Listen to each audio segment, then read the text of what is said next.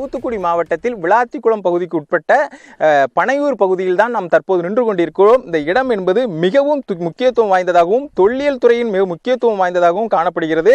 அதன் அடிப்படையில் இந்திய விலங்கியல் துறை மற்றும் இந்திய நீரியல் துறை அதிகாரிகள் கடந்த ஜனவரி மாதம் இந்த பகுதியில் வந்து ஒரு ஆய்வு என்பதை மேற்கொண்டுள்ளனர். ஆய்வில் இந்த பகுதியில் காணப்படும் இந்த பாறைகள் போன்ற அமைப்புகளை அவர்கள் ஆய்விற்காக எடுத்து சென்றுள்ளனர்.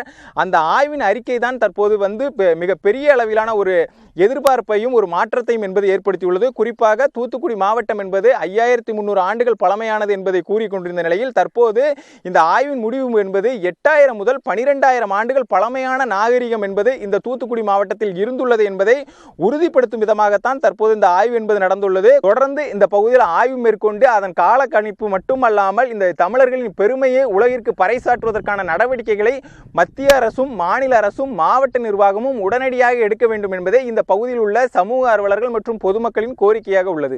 புதிய தலைமுறைக்காக ஒளிப்பதிவாளர் கௌசிக்குடன் செய்தியாளர் சுடலை மணிச்செல்வன்.